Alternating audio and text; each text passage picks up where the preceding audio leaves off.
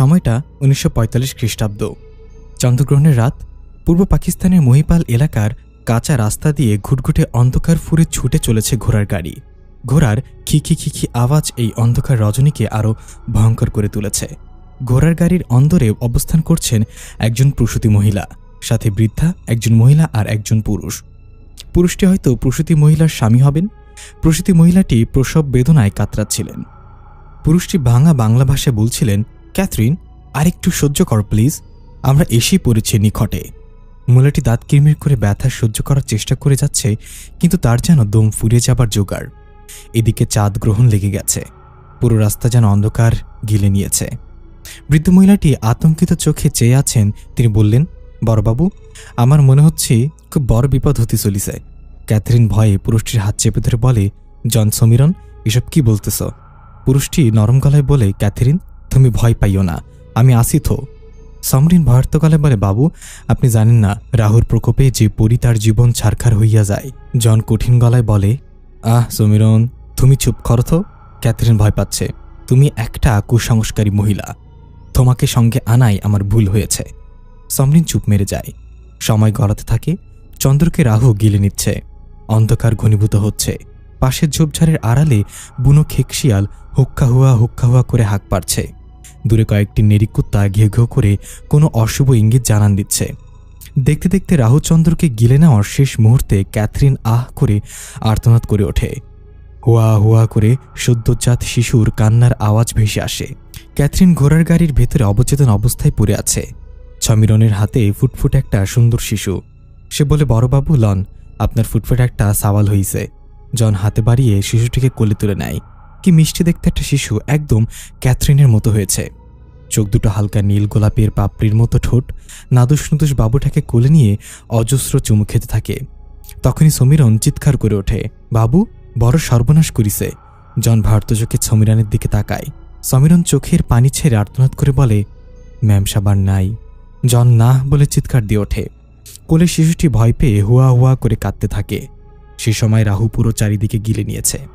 8 বছর পর, সিনু। জন সিনু নাম ধরে ডেকে বাসায় দোতলায় উঠছে। দরজা খুলে কক্ষের ভিতরে ঢুকতে আমরা দেখতে পাই 8 বছরের একটা ছেলে কাগজে কিছু আঁকিবুকি করছে।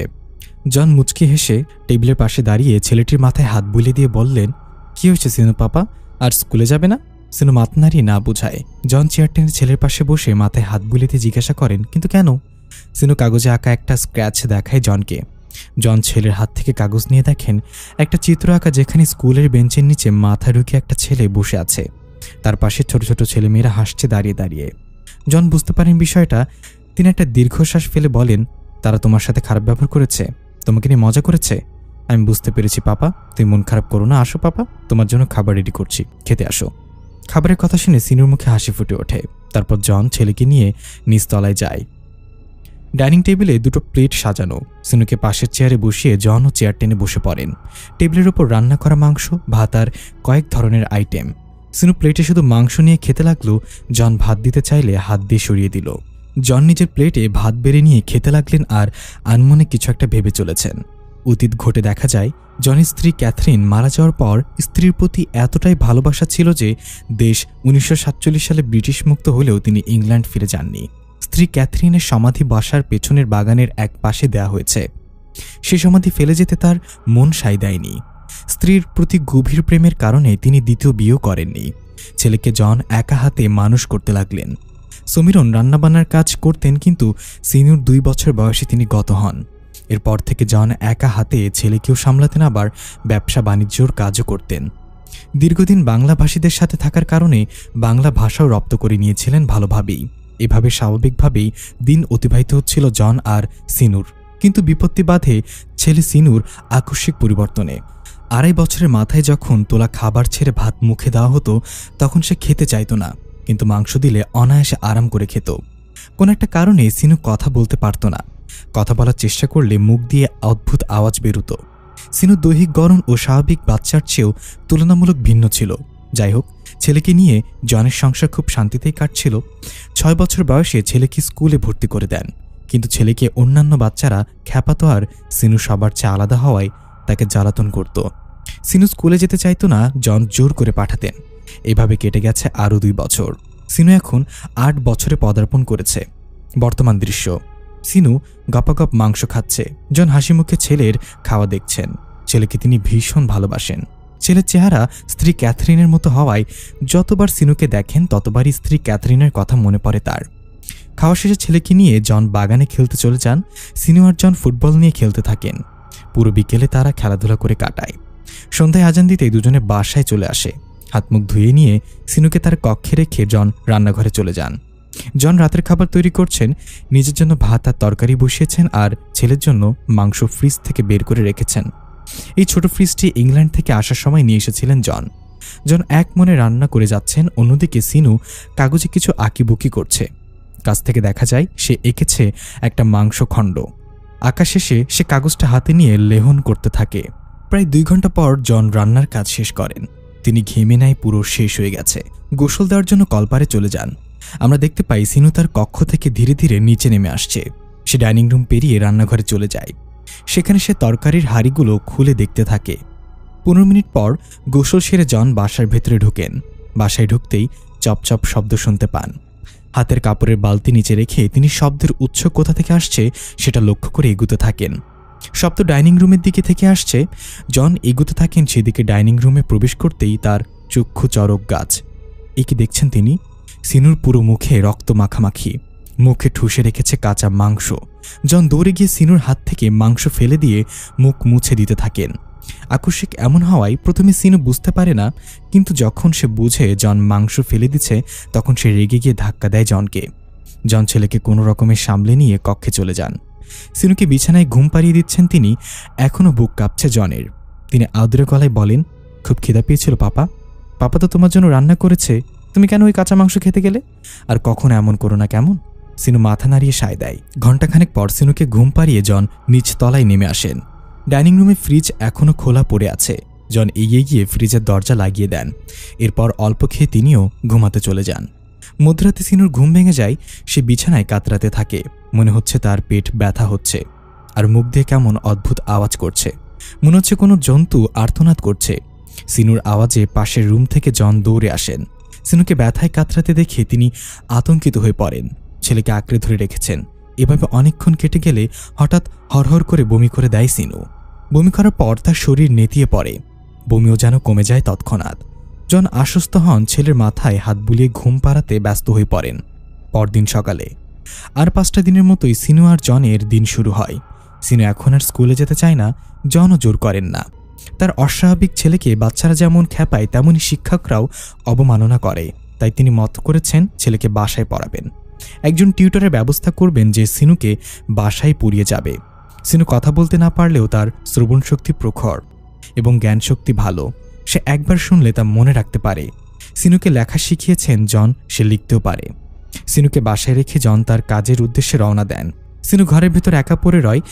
জন যাওয়ার আগে বলে গেছেন আসার সময় সুইট নিয়ে আসবেন।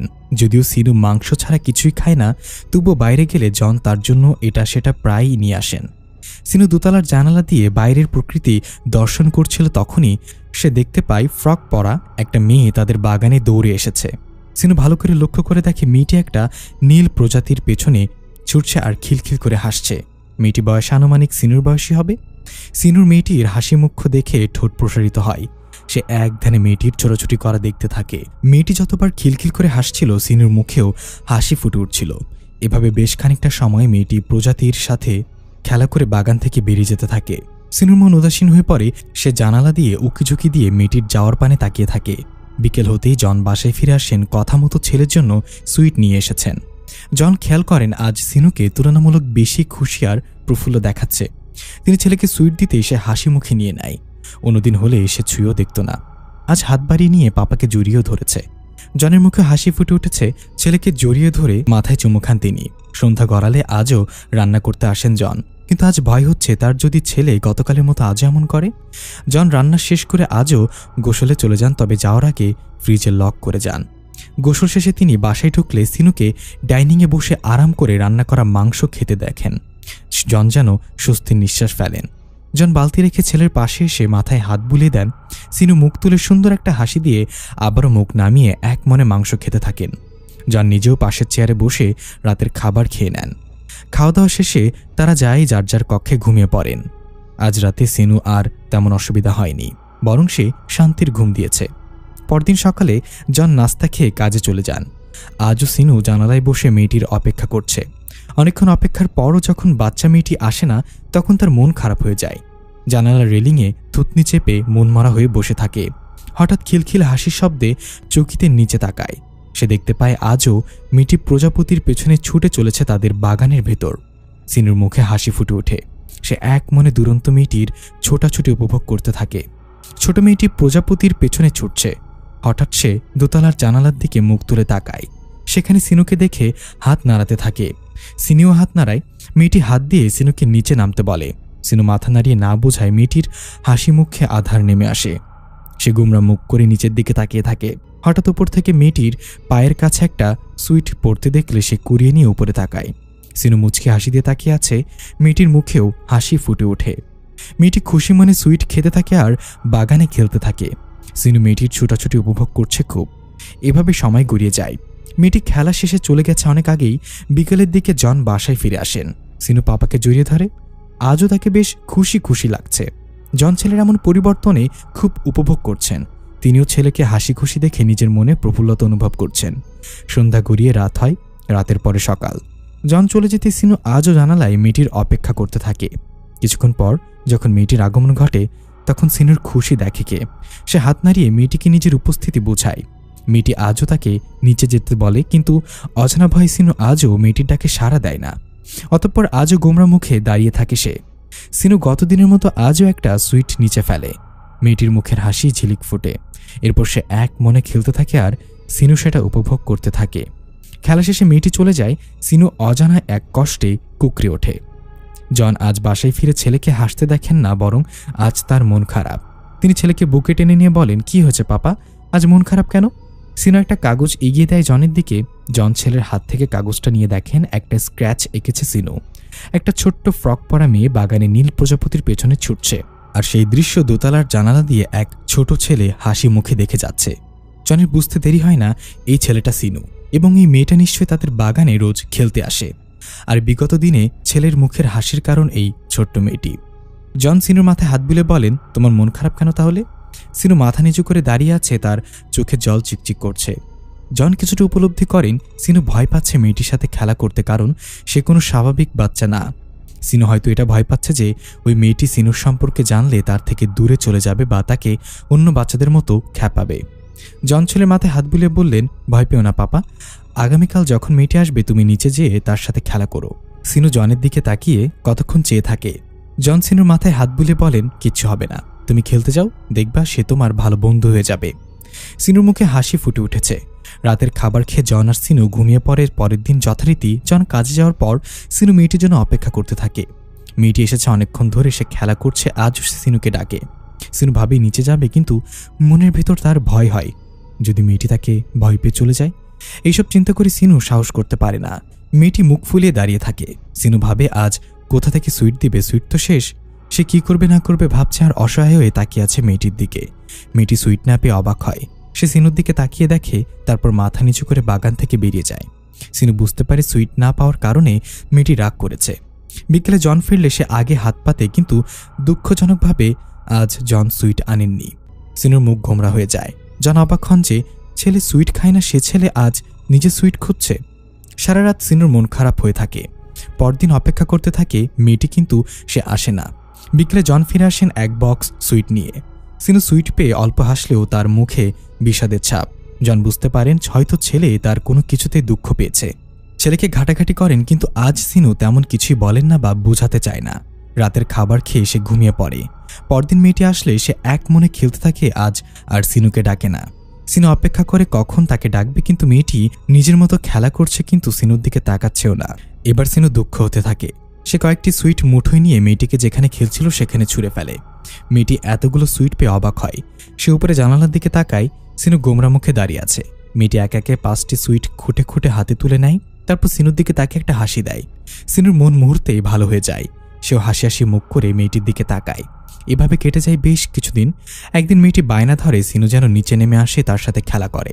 সিনু সুইট ফেলতে থাকে, কিন্তু মেয়েটি কোনোভাবেই হাসে না। সে চিল্লিয়ে সিনুকে নিচে নামতে বলে। সবগুলো সুইট সিনু নিচে ফেলে দিয়েছে, কিন্তু তবুও মেয়েটির মুখে হাসি নেই। বেশ খানিকটা সময় পার হতেই মেয়েটি ফুপিয়ে কান্না শুরু করে। এবার সিনু কি করবে? কান্নার গতি সমান্তলে বাড়তে থাকে। সিনু উপায়ন্তর না পেয়ে সিঁড়ি ভেঙে নিচে নামতে থাকে। একসময় দরজা খুলে সে বাগানের সেই অংশে চলে যায় যেখানে দাঁড়িয়ে মেয়েটি কান্না করছিল। সিনু মেয়েটির পেছনে দাঁড়িয়ে তার কাঁধে হাত রাখতে মেয়েটি পেছনে ফিরে তাকায়। সিনুকে তার সামনে দাঁড়িয়ে থাকতে দেখে তার চোখ মুখে খুশি। সে খিলখিল করে হেসে ওঠে। মেয়েটির হাসি মুখ দেখে সিনুর মনও ভালো হয়ে যায়। তারপর মেয়েটি হেসে বলে, আমি ঝিনুক, আর তুমি? সিনু মাথা চুলকায়। সে তো কথা বলতে পারে না, কিভাবে নাম বলবে? মেয়েটি জিজ্ঞাসা করে, কি হলো, কথা বলছো না যে, তোমার নাম কি? সিনু কি করবে ভেবে হঠাৎ চোখ যায় একটা ছোট বাঁশের কাঠির ওপর। সেটি হাতে তুলে নিয়ে সে মাটিতে লেখে সিনু। ঝিনুক উচ্চারণ করে দন্তস্ব আকার সি দন্তস্ব ওকার নো, সিনু। সিনু দাঁত বের করে হাসে, স্নিগ্ধ প্রাবন্তই সেই হাসি। ঝিনুক বলে, তুমি কথা বলতে পারো না? সিনু মাথা নাড়িয়ে না বোঝায়। ঝিনুক হেসে বলে, ঠিক আছে, আসো আমরা খেলা করি। এরপর ঝিনুক আর সিনু খেলা করতে থাকে। বেশ কিছুক্ষণ কেটে যায় এভাবে। হঠাৎ ঘেউ ঘেউ করে একটা পাগল কুকুর বাগানের ভেতর ছুটে আসে।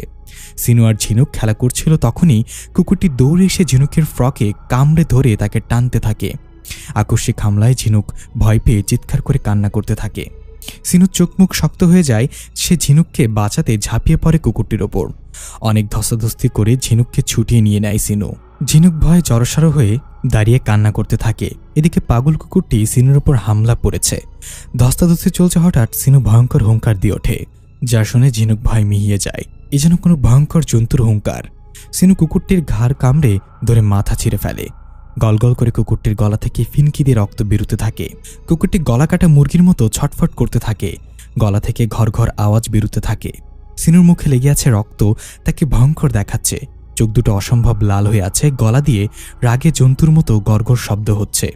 ঝিনুক ভয়ে জড়সড় হয়ে বাসার দেয়ালে লেপটে গেছে।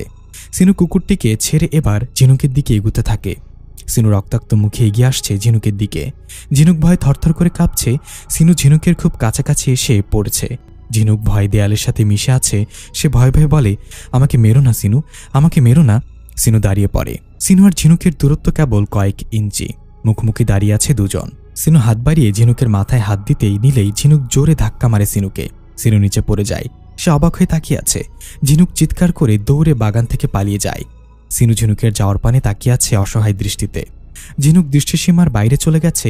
সিনু আকাশের দিকে তাকিয়ে রাগে গর্জে ওঠে। সাথে সাথে ঝলমলে রোদ মেঘে ঢাকা পড়ে। কালো মেঘ ঢাকা পড়ে নীল আকাশে। সিনু গর্জন করতে থাকে, তার চোখ দিয়ে রাগ মিশ্রিত অশ্রু। আকাশের কালো মেঘগুলো এবার বৃষ্টি হয়ে ঝরে পড়তে লাগে। বিকেলে জন বাসায় ফিরলে সিনুকে কোথাও দেখতে পান না। তিনি চিন্তিত হয়ে পুরো বাড়ি খুঁজতে থাকেন, কিন্তু সিনুকে পাওয়া যাচ্ছে না কোথাও। বিকেল গড়িয়ে সন্ধ্যা হয়, কিন্তু সিনুর দেখা নেই। জন টর্চ হাতে বেরিয়ে পড়েন সিনুকে খুঁজতে। সিনু যদিও কখনো বাড়ি থেকে বের হয়ে কারোর বাড়ি যায় না বা কারোর সাথে কথা বা খেলতে যায় না, তবুও জন প্রতিটি বাড়ি, খেলার মাঠ, পাঠশালা সব জায়গায় সিনুকে খুঁজছেন, কিন্তু কোথাও তাকে পান না। একসময় তার মনে চিন্তার কালো মেঘ হানা দেয়। তিনি অসহায় কণ্ঠে বলেন, সিনু পাপা, তুমি কোথায় হারিয়ে গেলে পাপা? পাপা তোমাকে ছাড়া কিভাবে বাঁচবে? তখনই আমরা দেখতে পাই সিনু তাদের বাড়ির পেছনে ঝোপ থেকে বেরিয়ে আসছে।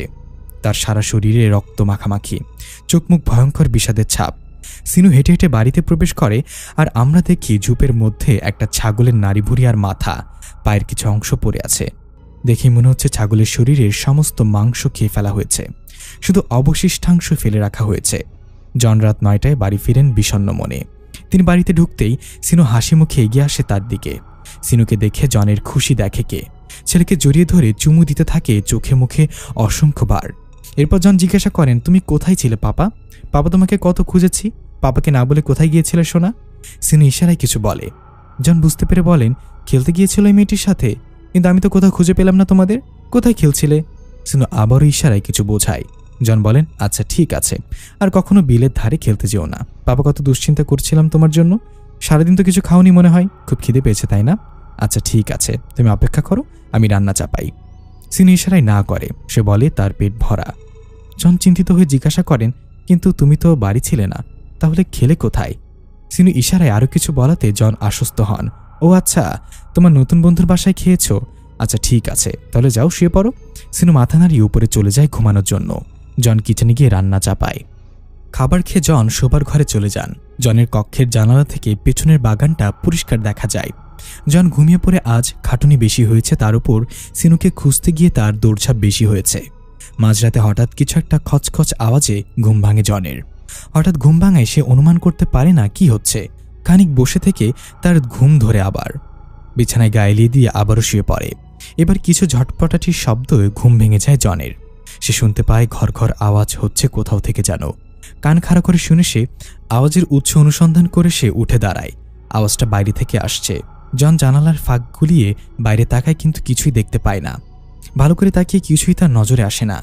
সে যখন চারপাশে অনবরত চোখ বোলাতে থাকে তখন তার চোখ যায় ঝোপের মধ্যে কিছু একটা নড়চড় করছে। জন ভালো করে তাকায়, কিন্তু এখান থেকে তেমন কিছুই দেখা যাচ্ছে না। বুনো শেয়াল ভেবে জন আর সেখানে বেশিক্ষণ দাঁড়িয়ে থাকে না। সে নিচে চলে যায় পানি পান করতে, কারণ তার পিপাসা পেয়েছিল খুব। জনের ঘর পেরিয়ে সিনুর ঘর, সিনুর ঘর পেরিয়ে সিঁড়ি বেয়ে নিচে নামতে হয়। জন সিনুর ঘর পেরুতে নিলে সে সিনুকে দেখতে তার ঘরে উকি দেয়, কিন্তু আশ্চর্যের বিষয় সিনু কক্ষে নেই। জন ঘরের ভেতর ঢুকে চারপাশে খুঁজতে থাকেন, কিন্তু কোথাও নেই। তখন জনের ভয় হতে লাগে। বাগানের পেছনে কি হচ্ছে? সিনু কোথায়? তার কোনো বিপদ হলো না তো? জন দৌড়ে নিচে নামে, নিচের ঘরে ও খুঁজে, কিন্তু কোথাও সিনু নেই। জনের ভয় বেড়ে যায়। সে ঘরের দরজা খুলতে নিলে দেখতে পায় দরজা ভিড়ানো। জন আর দেরি না করে বাইরে চলে যায়। তারপর পেছনের বাগানের দিকে আসতে আওয়াজটা ভালোভাবে শুনতে পায় সে। জন ধীরে ধীরে সেই ঝোপের দিকে এগুতে থাকে।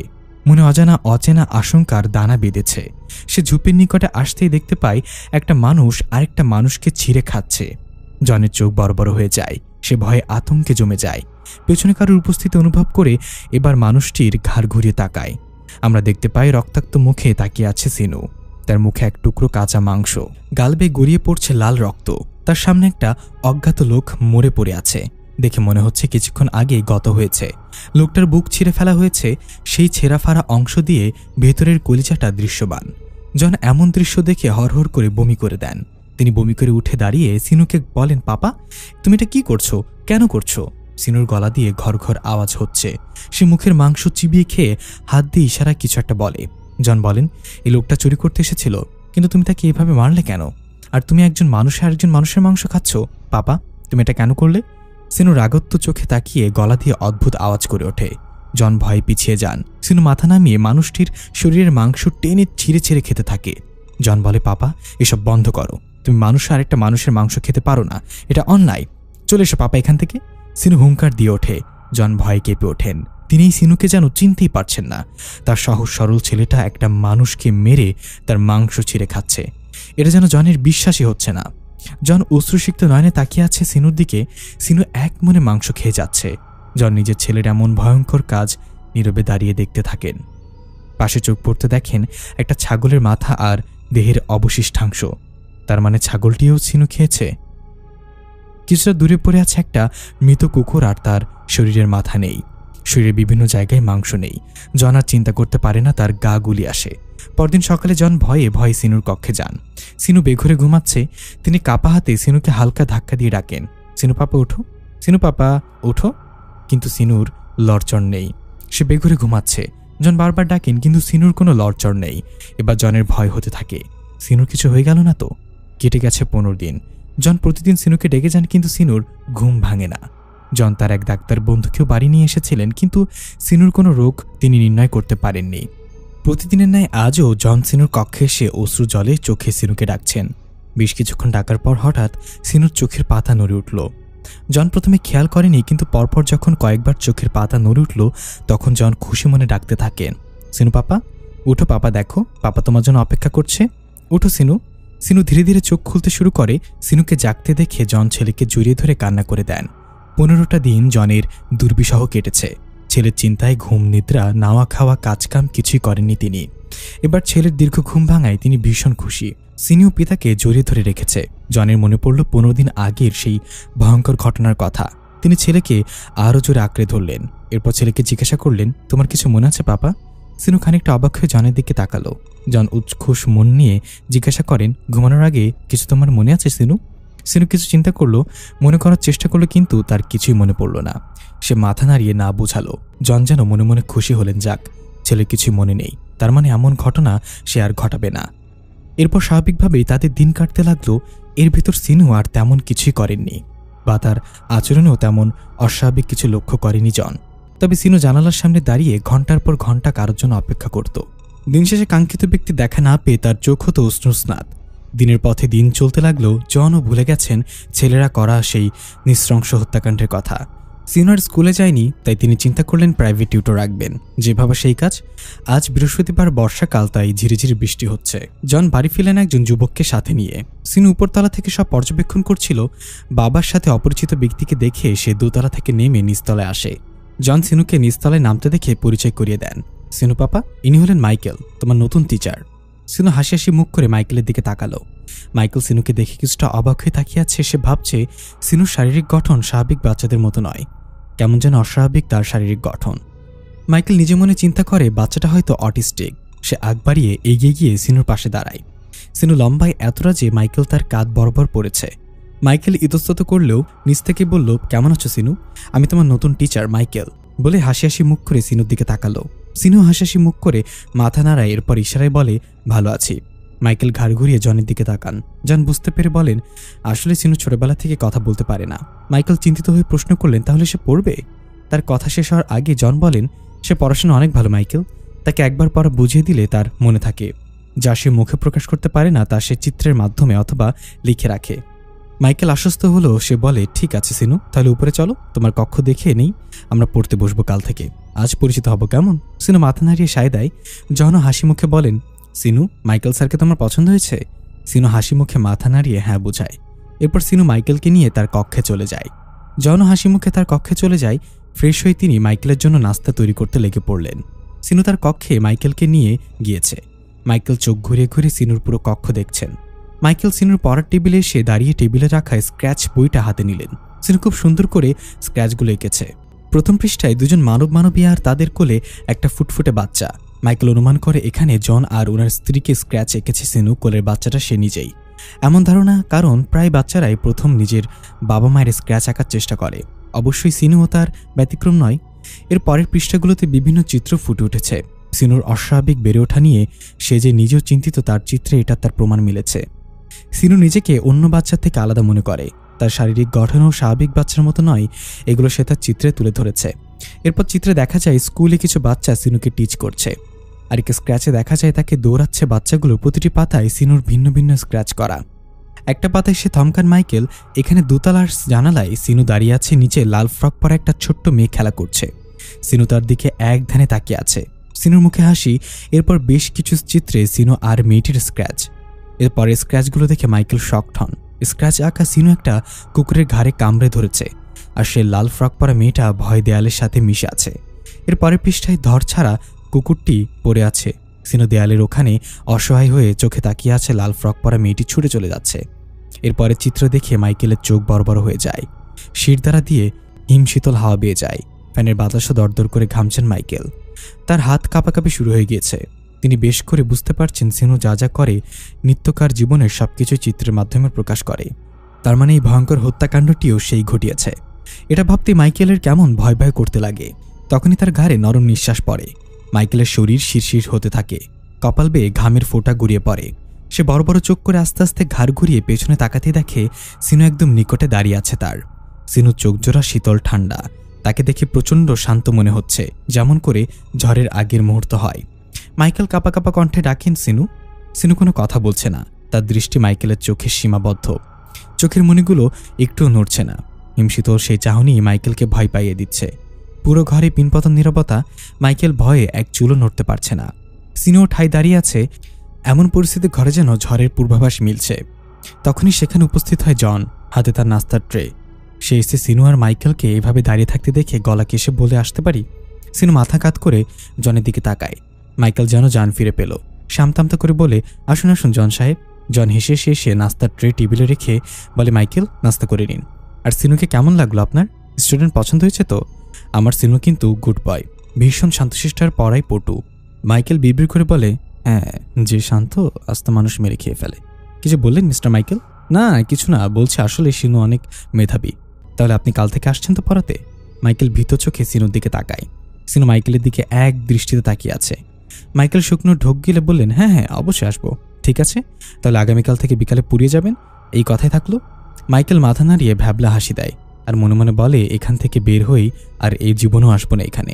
কখন জানি এই মানুষটার মতো আমাকেও মেরে কাচ্চা খেয়ে ফেলে। কি সাংঘাতিক ছেলে বাবা। কি হলো মিস্টার মাইকেল? মাইকেল কি ভাবছেন? নাস্তা করুন। হ্যাঁ হ্যাঁ বলে মাইকেল গপ গপ করে নাস্তা গিলে নেয় যাতে দ্রুত এখান থেকে বেরোতে পারে। সিনিয়র জন মাইকেলের এমন খাওয়া দেখে একে অপরের দিকে চাওয়াচাওয়ি করে। মাইকেল 2 মিনিটে খাওয়া শেষ করে বলে, তাহলে আজ আসি, বলে সে হনহনিয়ে বেরিয়ে যায় জনের উত্তরের অপেক্ষা না করে। জন অবাক হয়ে মাইকেলের যাওয়ার পানে তাকিয়ে থাকে। ততক্ষণে সন্ধ্যা হয়ে গেছে। জন সিনুকে বলেন, তুমি থাকো পাপা, আমি রাতে খাবারের জন্য রান্না বসাই, বলেই জন সিঁড়ি ভেঙে নিচে চলে যান। সিনু জানালা দিয়ে বাইরে তাকায়। এখনও দেখা যাচ্ছে রাস্তা দিয়ে দ্রুত পায়ে মাইকেল ছুটে চলেছে। মাইকেলের দিকে তাকিয়ে সিনু একটা রহস্যময় হাসি দেয়। সিনুর ঠোঁটের ফাঁক গলিয়ে ধারালো ছুরির ন্যায় দাঁত দৃশ্যমান হয়। এখন মাঝরাত, সিনু ঘুমিয়ে আছে। হঠাৎ তার পেটে ব্যথা শুরু হয়। ঘুম থেকে জেগে সে পেটে 2 হাত চেপে ধরে। না, ব্যথা কমে না। সিনু ছটফট করতে থাকে।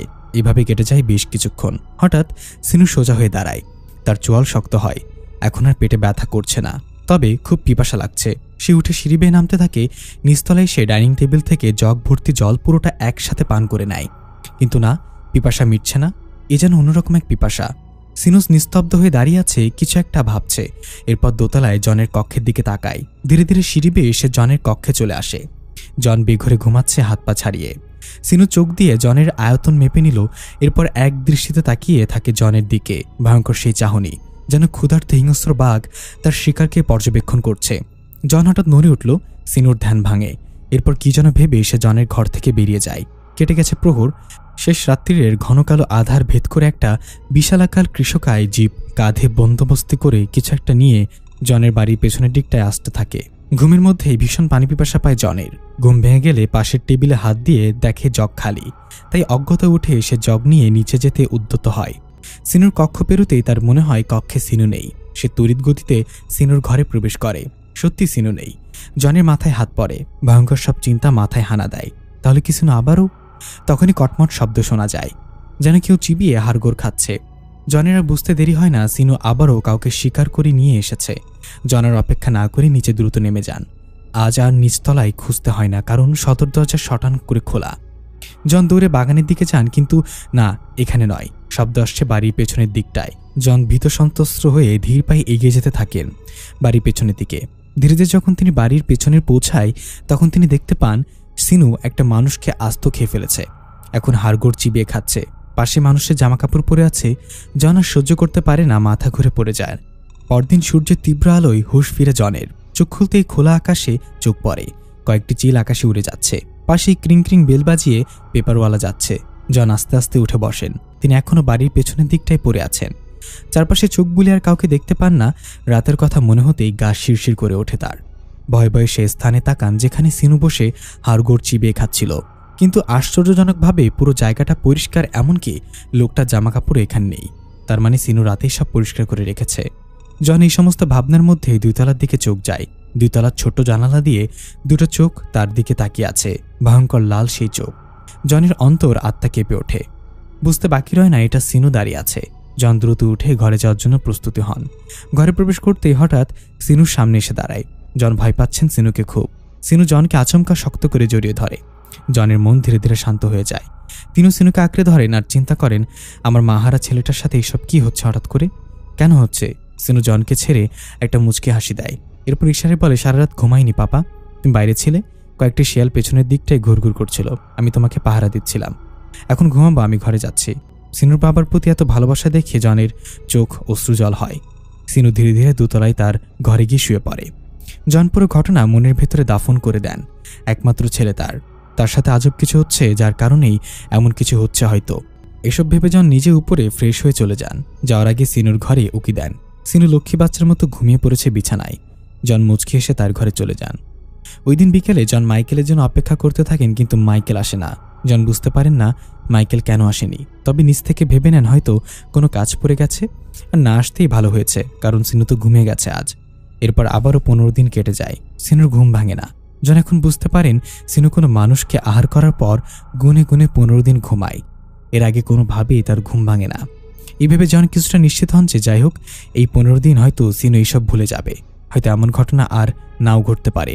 কিন্তু জনের সমস্ত আশা ভরসায় জল ফেলে সিনু 15 দিন পর মাঝরাতে ঘামার্ত শরীরে বস্তাবন্দি করে একটা লোকের মৃতদেহ নিয়ে আসে, যাকে সে কিছুক্ষণ আগেই মেরে ফেলেছে।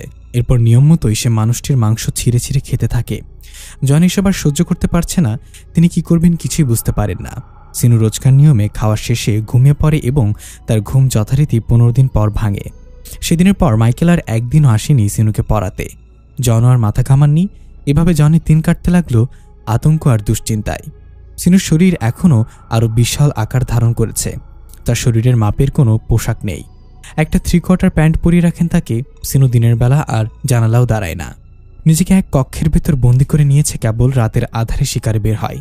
এভাবে চলতে চলতে এলাকায় বেশ কিছু মানুষ গুম হওয়ার খবর ছড়িয়ে পড়ে। তারা কোথায়, কি হয়েছে তাদের সাথে কেউ জানে না। থানায় সাধারণ ডায়েরি করিয়ে ভরে ফেলেছে গুম হওয়া মানুষের স্বজনরা। পুলিশ তাদের কোনো খোঁজ পাচ্ছে না। এমনকি রাতের আধারে গুম হওয়া সেই মানুষগুলো কোনো হদিস মিলছে না। বেশ কিছুদিন এভাবে কেটে গেলে একদিন রাতে সিনু নিয়মমাফিক শিকারে বের হয়। যথারীতি সে একটি মানুষকে মেরে তার বস্তায় ভরে কাঁধে উঠিয়ে নেয়। কিন্তু সেটা লক্ষ্য করেনি যে একজন লুকিয়ে তার এই কর্মকাণ্ডগুলো দেখছিল।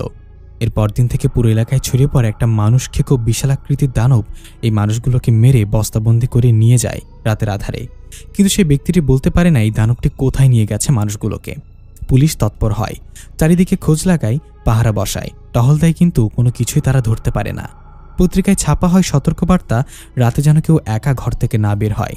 রাতের আধারে এলাকা ঘুরে বেড়ায় মানুষ খেকো দানব। এলাকা মানুষ ভয়ে আর কেউ বের হয় না। একদিন মাইকেল সকালে পত্রিকা পড়ছিল, তখন তার চোখ যায় একটা নিউজে। সেখানে লেখা আছে মানুষ খেকো দানবের কথা, এমনকি তার বিশালাকৃতির শরীরের বর্ণনাও দেয়া আছে। মাইকেল কিছু একটা ভেবে হঠাৎ আপন মনে বলে ওঠে, সিনু, ও মাই গড, এই ভয়ঙ্কর বাচ্চাটা তাহলে এলাকার মানুষ শিকার করা শুরু করেছে। আমাকে এক্ষুনি থানায় যেতে হবে। এদিকে পত্রিকার খবর জনের চোখে পড়তেই তিনি আতঙ্কিত হয়ে পড়েন। তিনি সিনুকে কোনোভাবে হারাতে চান না। তিনি সিদ্ধান্ত নেন এই এলাকা ছেড়ে সিনুকে নিয়ে তিনি পালিয়ে যাবেন। মাইকেল থানায় এসে বড়বাবুর জন্য অপেক্ষা করছে। তিনি থানায় নেই, কোনো একটা কাজে বাইরে গিয়েছেন। কিন্তু মাইকেল আর অপেক্ষা করতে পারছেন না। উত্তেজনায় তার শরীর থরথর করে কাঁপছে। হাবিলদার ইলিয়াস বললেন, এমন করছেন কেন, কি হয়েছে? এবার মাইকেল বলে, বড়বাবু কখন আসবেন? খুব দরকার একটা ইনফরমেশন নিয়ে এসেছি। ওনাকে এক্ষুনি বলতে হবে, নয়তো দেরি হয়ে যেতে পারে। আপনি বসেন, এক্ষুনি এসে পড়বেন বড়বাবু। বলতে না বলতে বড়বাবু থানায় উপস্থিত হন। তিনি হনহনিয়ে এসে চেয়ারে বসেন। মাইকেল দাঁড়িয়েছিল, তিনি হাতের ইশারায় বসতে বললেন, বলুন, কি সাহায্য করতে পারি আপনার? স্যার, আমি হয়তো সেই মানুষ খেকো দানবটির কেস আপনাদেরকে সাহায্য করতে পারি। বড়বাবু ভুরু কুঁচকে বললেন, কিভাবে, কি জানেন আপনি? মাইকেল প্রথম থেকে বলা শুরু করে সব। তাদের কথোপকথন আমরা শুনতে পাবো না, কেবল দৃশ্য দেখতে পাই। মাইকেল বিস্তারিত সব বলে যাচ্ছে। হাবিলদার ইলিয়াস আর বড়বাবু চোখ বড় করে সব শুনছেন। দৃশ্য ঘুরে চলে যায় জনের বাড়িতে। জন ব্যাগপত্র গুছিয়ে নিয়েছেন। সিনু এখনও জানে না তারা বাড়ি ছেড়ে চলে যাচ্ছে। সে বারবার বাবার পাশে বসে আর দেখছে সে কি করছে। জন ব্যাগপত্র গুছিয়ে নিয়ে সিনুর শরীরে একটা মোটা বিছানার চাদর জড়িয়ে বেঁধে দিলেন। সিনু অবাক হয়ে তাকিয়ে আছে। সে মুখ দিয়ে অদ্ভুত আওয়াজ করতেই জন ইশারায় চুপ থাকতে বলেন। এরপর জন সিনুকে নিয়ে বাড়ি থেকে বেরিয়ে আসেন। রাস্তায় একটা ঘোড়ার গাড়ি দাঁড়িয়ে আছে। সিনুকে পেছন দিকে আড়ালে গাড়িতে উঠান জন। এরপর নিজে উঠে বলেন, সাওয়ারি চালাও। ঘোড়া টকবক করে আওয়াজ তুলে ছুটে চলে। সিনু আর জন তাদের এত বছরের স্মৃতিমাখা বাড়িটা ফেলে অজানা গন্তব্যের পথে রওনা দেন। শেষবার সিনু বাড়িটির দিকে তাকিয়ে এক ফোঁটা জল বিসর্জন দেয়। তার চোখে ভেসে ওঠে ছোট্ট ঝিনুকের ছোটাছুটি করা, খিলখিল শব্দ করে হাসা আর মায়াভরা সেই চেহারা যা সিনুর মনে গেঁথে আছে। জন স্ত্রী ক্যাথরিনের সমাধির পানে শেষবার তাকাতেই দুফোঁটা অশ্রু গড়িয়ে পড়ে গাল বেয়ে। এদিকে মাইকেলকে নিয়ে পুলিশ বড়বাবু আর সাথে কিছু পুলিশ সদস্য নিয়ে জনের বাড়ির দিকে আসছেন। মাইকেল বড়বাবুকে নিয়ে জনের বাড়িতে এসে দেখে বাড়িতে তালা ঝুলছে। বড়বাবুর আদেশে তালা ভেঙে ভেতরে প্রবেশ করে সবাই। পুরো ঘর খুঁজেও কিছু সন্দেহভাজন মিললে না। বড়বাবু মাইকেলের উপর বিরক্ত হন। মাইকেল অনেক বোঝানোর চেষ্টা করে, কিন্তু বড়বাবু মাইকেলকে বিশ্বাস করেন না। শেষমেশ তারা জনের বাড়ি থেকে বেরিয়ে পড়েন। এদিকে আমরা দেখতে পাই জন সিনুকে নিয়ে অজানার উদ্দেশ্যে রওনা দিয়েছে। ঘোড়ার গাড়ি গ্রাম ছেড়ে শহর, শহর ছেড়ে রাজ্য, রাজ্য ছেড়ে শেষমেশ তারা 7 দিনের সফর শেষে ত্রিপুরায় পৌঁছায়। পাহাড়ি এলাকার একটা নির্জন পরিত্যক্ত কটেজ খুঁজে বের করে জন তারপর সিনুকে নিয়ে সেখানে ওঠে। নির্জন এলাকা হওয়ায় এখানে মানুষের আনাগোনা নেই বললেই চলে, কিন্তু মাঝে মাঝে 2-1টা গাড়ি রাস্তা দিয়ে সাই করে ছুটে চলে। জন এমন জায়গা খুঁজছেন যাতে সিনু আর মানুষ শিকার না করতে পারে। কিন্তু কয়েকদিন যেতেই সিনু পাগলামি শুরু করে মাংস খাবে। জন দূরের বাজার থেকে মাংস কিনে এনে দিলে সেই মাংস সে মুখে তুলে না। সিনু জেদ করে সে মানুষের মাংস খাবে, কিন্তু জন তার এই আবদার আগ্রহ্য করে সিনুকে একটা কক্ষে তালাবদ্ধ করে রাখে। কিন্তু জন অভুক্ত হওয়ার কারণে তার শরীর ভেঙে যেতে শুরু করে। শুকিয়ে সে আরও লিকলিকে হয়ে যায়। এইভাবে বেশ কিছুদিন কেটে গেলে সিনু আর বিছানা ছেড়ে ওঠে না। মুমূর্ষু অবস্থায়ও জনকে দেখলে সে মাংস খাওয়ার আবদার করত। জন ছেলের এমন অবস্থা দেখে ভেঙে পড়েন। কি করবেন না করবেন ভাবতে ভাবতে তিনি সিদ্ধান্ত নেন ছেলেকে বাঁচাতে তিনি মানুষ শিকার করতে নামবেন এবং মানুষ শিকারের মতো পাপ কাজও করবেন। যেই চিন্তা সেই কাজ। নির্জন এলাকা হওয়ার কারণে মানুষ এখানে আসে না বললেই চলে। তাই জন বেরিয়ে পড়েন মানুষ শিকারের লক্ষ্যে। যেতে যেতে জন একটা বাজারে এসে থামেন। আজ বৃহস্পতিবার, এই বাজারে আজকের দিনে হাট জমজমাট হয়, মানুষের ভিড় লেগে আছে। যেহেতু বেশ দূরে এই বাজার, তাই হেঁটে আসতে জনের বেশ কয়েক ঘন্টায় লেগেছে। এখন সন্ধ্যা নেমে অন্ধকার হয়ে গেছে। প্রতিটি দোকানে কুপি চলছে, আর মানুষের সমাগম তো দেখার অপেক্ষা রাখে না। জন এই বাজারে প্রায় আসে। কোনো সময় বাজার করতে আসলেও আজ সে মানুষ শিকার করতে এসেছে এই ভেবে তার মধ্যে কেমন ভয় কাজ করছে। কিন্তু সিনুর চেহারা চোখের সামনে ভাসতেই তার মস্তিষ্ক ঠান্ডা হয়। ছেলের কঙ্কালসার শরীরের কথা ভেবে দুফোঁটা জল গাল বেয়ে গড়িয়ে পড়ে জনের। সে উকিঝুঁকি দিয়ে কাকে শিকার করে নিয়ে যাবে সেই চিন্তায় ছিল। হঠাৎ পেছন থেকে তার কাঁধে কেউ হাত রাখে। জন ভয় পেয়ে যায়। কেউ বুঝতে যায়নি কে তার উদ্দেশ্য। কেউ সন্দেহ করছে না তো? এইসব ভেবে ভয়ে ভয়ে ঘাড় ঘুরিয়ে পেছনে তাকায়। কি খবর জন ভাই, এখানে একা দাঁড়িয়ে কি করছো? জন দেখতে পায় এখানকার স্থানীয় এক ব্যক্তি যাকে সে চিনে। সে দাঁড়িয়ে আছে তার সামনে হাস্যমুখ নিয়ে। জনকে উত্তর না দিতে দেখে লোকটা আবার বলে, আপনি ঠিক আছেন তো? জন হকচকে যায় আর বলে, না মানে আমি ঠিক আছে। কি হয়েছে, আপনার কি শরীর খারাপ? না না ঠিক আছে আমি। ও তা কি বাজার নিতে এসেছেন আজ? বাজার নিতে আসেনি ভাই। তাহলে? জন চুপ হয়ে দাঁড়িয়ে ভাবতে থাকে কি বলবে এখন। হঠাৎ তার মাথায় আসে কেমন হয় এই লোকটাকে সে ভুলিয়ে ভালিয়ে কটেজে নিয়ে গেলে। কি হলো জন ভাই, কথা বলছেন না যে? আসলে আমার ছেলে সিনুর হঠাৎ করে শরীর খারাপ করেছে, তাকে নিয়ে শহরে যাব। কিন্তু আপনি তো জানেন শহরের তেমন কাউকে আমি চিনি না, তাই এখানে এসেছিলাম এখানে পরিচিত কাউকে নিয়ে যাব বলে। কিন্তু দেখুন না, কেউ রাজি হচ্ছে না। আহারে কি বলেন, আপনার ছেলে অসুস্থ? আচ্ছা ভাই চলুন, আমি আপনার সাথে যাচ্ছি। সত্যি? আরে হ্যাঁ ভাই চলুন চলুন। জন একটা রহস্যময় হাসি দিয়ে লোকটাকে নিয়ে তার কটেজের দিকে রওনা দেয়। জন ইচ্ছাকৃত গাড়িতে করে যায় না, কারণ সে চায় না ধরা পড়তে কখনো। তারা দুজনে পায়ে হেঁটে রওনা দেয়। এদিকে সিনু ছটফট করছে খিদার তাড়নায়। মুখ দিয়ে অদ্ভুত আওয়াজ করে কক্ষের সবকিছু লণ্ডভণ্ড করে দিচ্ছে। কয়েক ঘন্টা হাঁটার পর জন সেই লোকটাকে নিয়ে কটেজে চলে আসে। লোকটাকে বসার ঘরে বসতে বলে সে অন্য রুমে চলে যায়। লোকটা বসার ঘরে সোফায় বসে অপেক্ষা করছিল। কেটে গেছে অনেক সময়। লোকটা উকিঝুঁকি দিচ্ছে কিন্তু জনের দেখা নেই। এবার সে উঠে হেঁটে হেঁটে ওই রুমের দিকে যেতে থাকে আর ডাকে, জন ভাই কোথায় আপনি? জন সাড়া দেয় না। লোকটা আবারও রাখতে রাখতে এগিয়ে যায়, কিন্তু সেটা খেয়াল করে না তার পেছনে হাতে একটা লাঠি, হাতে পা টিপ টিপে এগিয়ে আসছে জন। লোকটা যখন সেই কক্ষে উকি দিল তখনই পেছন থেকে জন লাঠি দিয়ে তার মাথাটা একটা বাড়ি দেয়। লোকটা মাথায় হাত দিয়ে ফিনকি দিয়ে রক্ত বেরোচ্ছে। লোকটা ঘাড় কাত করে তাকিয়ে দেখে জন তার দিকে ভয়ঙ্কর হাসি দিয়ে তাকিয়ে আছে। লোকটার চোখ ধীরে ধীরে বন্ধ হয়ে যায়। সে জ্ঞান হারাতেই জন তার পা চেপে ধরে টেনে নিয়ে সিনুর কক্ষের দিকে যেতে থাকে। দরজা খুলতে জন দেখে সিনু সবকিছু তছনছ করে দিয়েছে। জন একটা দীর্ঘশ্বাস ফেলে ডাকেন, সিনু পাপা তোমার খাবার নিয়ে এসেছি। সিনু শুয়েছিল। জনের ডাকে উঠে বসে। যখন সে দেখে একটা লোককে টেনে নিয়ে এসেছে জন তখন তার মুখে হাসি ফোটে। ভয়ঙ্কর ধারালো দাঁতগুলো বের করে সে হাসতে থাকে। মাংসের লোভে তার চোখ জড়সড় চকচক করতে থাকে। জন ছেলেকে এতদিন পর হাসতে দেখে তারও চোখে জল টলমল করে ওঠে। সিনু হামাগুড়ি দিয়ে এসে জনের হাত থেকে ছিনিয়ে নিয়ে সে লোকটার ঘাড় কামড়ে ধরে মাংস তুলে ফেলে। লোকটার হুঁশ ফিরে আসতেই সে ভয়ঙ্কর সিনুকে দেখে চিৎকার করে, কিন্তু দুবার আর চিৎকার করার সুযোগ পায় না। তার আগেই সিনু তার গলায় কামড় বসিয়ে কণ্ঠনালী ছিঁড়ে ফেলে। জন দরজা লাগিয়ে বাইরে চলে যান। যদি অপরাধবোধ কাজ করছে তবুও ছেলের কথা ভেবে তিনি সহ্য করে নেন। অন্যদিকে সিনু লোকটার শরীরের মাংস ছিঁড়ে ছিঁড়ে খেতে থাকে। একসময় সে আস্ত লোকটাকে খেয়ে ফেলে। হাড্ডি চিবোতে চিবোতে সিনু ঘুমে ঢলে পড়ে। সিনুর ঘুম ভাঙে 15 দিন পর। সে জাগ্রত হয়েই আবারও বায়না ধরে মানুষের মাংস খাবে। জনের জন্য মুশকিল হলেও তিনি ছেলের কথা ভেবে আবারও মানুষের খোঁজে বেরিয়ে পড়ে। সন্ধ্যা হয়ে গেলেও জন আজ তার কাউকে শিকার করতে না পেরে হতাশায় ফিরছিল। তখনই রাস্তায় একটা গাড়ি পড়ে থাকতে দেখে সে এগিয়ে যায়। একজোড়া কপোতে দেখতে পায় জন। ছেলেটা গাড়ি ঠিক করার চেষ্টা করছে আর মেয়েটা গাড়ির ভেতরে বসে আছে। জন আশার আলো দেখে আজ তবে এদেরই নিয়ে যাবে সে ভেবে সে আগবারই জিজ্ঞাসা করে, আপনারা এখানে? কোনো সমস্যা হয়েছে কি? আকস্মিক আওয়াজে ছেলেটা চকিতে ফিরে তাকায়। জনকে দেখতে পেয়ে বলে, জি আমরা শহর থেকে ফিরছিলাম, কিন্তু দেখুন না গাড়িটা এই নির্জন রাস্তায় নষ্ট হতে হলো। এবার কি করব বলুন তো? সন্ধ্যা হয়ে এসেছে, সাথে স্ত্রী লোক আছে। কি একটা বিপদে পড়লাম দেখুন তো দাদা। জন মনে মনে খুশি হয়ে সে উৎফুল্ল হয়ে বলে, আরে আমি আছি, আমি আপনাদের সাহায্য করব। আপনারা যেহেতু বিপদে পড়েছেন তাহলে এই গরিবের সাথে তার ছোট্ট বাড়িতে আজকের রাতটুকু থেকে যেতে পারেন। ভোরের আলো ফুটলে না হয় কোনো মেকানিক ডেকে আনবো। ছেলেটা একটু অদ্ভুত চোখে তাকায়। চেনা নেই জানা নেই লোকটার সাথে সে যাবে কিনা এটাই সে চিন্তা করছে। জন আবার বলে ওঠে, আমাকে বিশ্বাস করতে পারেন দাদা, আমি ওই যে পাশে একটা কটেজ আছে ওখানে থাকি। ছেলেটা উঠে গিয়ে গাড়ির উইন্ডো দিয়ে তার স্ত্রীকে বলে, কি করব, গাড়ির যে অবস্থা আজ আর ঠিক হবে না। আর এই নির্জন জায়গায় এখন মেকানিক বা কোথায় পাবো? লোকটা তার সাথে তার বাড়ি যেতে অফার করেছে। কি বলো, আজকে রাতটুকু না হয় কোনো রকমে কাটিয়ে দিই? মেয়েটি ফিসফিসে করে বলে, কিন্তু চেনা নেই জানা নেই হুট করে একটা অপরিচিত লোকের সাথে এভাবে যাওয়াটা কি ঠিক হবে? সেটা আমিও ভেবেছি, কিন্তু এই পাহাড়ি জঙ্গলাকীর্ণ অঞ্চলে হিংস্র প্রাণী থাকতে পারে, তাই রাতে বাইরে থাকা ঠিক হবে না। তাই বলছিলাম চলো না হয় লোকটার সাথেই যাই। আচ্ছা ঠিক আছে, তুমি যা ভালো মনে করো। ছেলেটি জনকে গিয়ে বলে, চলুন দাদা তাহলে। জন খুশি হয়ে তার চোখ চকচক করে। ছেলেটি তার ওয়াইফকে সাথে নিয়ে জনের পিছু পিছু হেঁটে যাচ্ছে। আধা ঘন্টা হাঁটার পর তারা পাহাড় বেয়ে কটেজে পৌঁছায়। নির্জন নিলিবিলি পরিবেশে এত সুন্দর কটেজ দেখে ছেলে মেয়ে দুজনই মনে মনে খুশি হয়, কিন্তু তারা তো আর জানে না এই সুন্দরের আড়ালে লুকিয়ে আছে এক হিংস্র বর্বরতার আভাস। কটেজে ঢুকতেই ছেলেমেয়েগুলো কটেজের ভেতর দেখে আরও খুশি হয়। তারা চোখ ঘুরিয়ে চারপাশে দেখতে থাকে। জন একটা রহস্যময় হাসিতে বলে, আসুন আপনাদের ঘর দেখিয়ে দেই। বলে জন আগে আগে হাঁটতে থাকে, আর পেছনে সেই কপত জোড়া। জন হেঁটে হেঁটে সিনুর পাশের ঘরটার সামনে থামে। এরপর দরজা খুলে তাদের ভেতরে যেতে বলে। তারা দুজন হাসি মুখে কক্ষে প্রবেশ করে। মেয়েটি বলে, দেখো অনিরুদ্ধ, কি সুন্দর এই কটেজটি, আমার অনেক পছন্দ হয়েছে।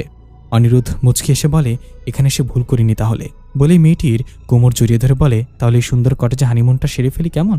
মেয়েটি মুচকি আসে আর বলে, অসভ্য ছাড়ো, কি করছো কি? কপত জোড়ার খুনসুটি শুরু হয়। আমরা দেখতে পাই সিনু মানুষের গায়ের গন্ধ নাকে এসে লাগতেই পাশের রুমের দেয়ালে ললককে জিব্বা দিয়ে লেহন করে। খসখস আওয়াজে অনিরুদ্ধ চমকে বলে, অনিমা, কিছু একটা খসখস আওয়াজ পাচ্ছ? কই না তো, আমি পাচ্ছি না। অনিরুদ্ধ আর মাথা না ঘামিয়ে বলে, তাহলে ফ্রেশ হয়ে নাও, খিদে পেয়েছে খুব, আর খুব ক্লান্ত লাগছে, খেয়ে ঘুম দিতে হবে। তারা দুজনে ফ্রেশ হতে চলে যায়। এদিকে একজন তার শিকারের জন্য শেষ আহারের ব্যবস্থা করে কিচেনে। রান্না শেষ হলে জন মেহমানদের কক্ষের সামনেই সেই খেতে ডাকে। অনিরুদ্ধ আর অনিমা হাস্যমুখে জনের পেছনে পেছনে গিয়ে ডাইনিং টেবিলে বসে পড়ে। রাতের খাবার পরিবেশন করছে জন। তখনই পাশের ঘর থেকে একটা আওয়াজ হয়। তারা দুজন চমকালেও জন চমকায় না। সে বলে, বুনো বিড়াল প্রায় সময় জানলা দিয়ে ঘরে চলে আসে, চিন্তার কিছু নেই, আপনারা খাবার খান, আমি দেখছি বলেই সে চলে যায়। অনিরুদ্ধ আর অনিমা টুকটাক গল্প করে করে খাবার খাচ্ছে। জন সিনুর কক্ষে আসতে দেখে সিনু আঁকুপাকু করছে বাইরে যাওয়ার জন্য। জন ছেলের মাথায় হাত বুলে দেন আর বলেন, আর একটু সবুর করো পাপা, গভীর রাত হলেই তোমার খাবার তুমি পেয়ে যাবে। সিনু ভয়ঙ্কর দাঁত বের করে হাসে। জন বলেন, তুমি আর আওয়াজ করো না তো, নয়তো ওরা বুঝে ফেলতে পারে। আমি গভীর রাত হলেই তোমাকে তাদের কক্ষে নিয়ে যাব। সিনু মাথা নাড়িয়ে আচ্ছা বুঝায়। জন সিনুর কক্ষে দরজা আটকে দিয়ে আবারও খাবার টেবিলে অনিরুদ্ধের সাথে জয়েন করে। রাতের খাবার খাওয়া শেষ করে অনিমারা তাদের কক্ষে চলে যায় ঘুমাতে, আর জন অপেক্ষা করতে থাকেন গভীর রাত হওয়ার। জন যখন রাতের গভীর হয় তখন সিনুর অপেক্ষায় প্রহর শেষ হয়। জন পা টিপে টিপে সিনুর কক্ষে গিয়ে তার বাঁধন খুলে দেন। সিনু ভয়ঙ্কর হাসি দিয়ে পাশের কক্ষের দিকে যেতে থাকে। সিনু অনিমাদের কক্ষে প্রবেশ করতেই জন বাইরে থেকে দরজা আটকে দেন যাতে ওরা পালিয়ে যেতে না পারে। অবশ্য পালাতেও পারবে না, কারণ রাতের খাবারের জন্য কিছু জড়িবুটি মিশিয়ে দিয়েছিল যাতে তাদের ঘুম না ভাঙে সহজে। সিনু দাঁড়িয়ে আছে অনিরুদ্ধ আর অনিমার বিছানার সামনে। তার জিব্বা দিয়ে টপ টপ করে লালা পড়ছে ঝরে। অনিরুদ্ধ আর অনিমা বেহুশের মতো পড়ে পড়ে ঘুমাচ্ছে। সিনু ধীরে ধীরে তাদের দিকে এগিয়ে গিয়ে প্রথমে অনিমার উপর হামলায় পড়ে। সে অনিমাকে ছিঁড়ে ছিঁড়ে খেতে থাকে। সিনুর পুরো মুখে রক্তের ছড়াছড়ি। খাওয়া শেষ করে এবার সে অনিরুদ্ধকে খাবলে খুবলে খেতে থাকে। দুটো মানুষকে আস্ত খেয়ে সিনুর ঘুম পায় অনেক।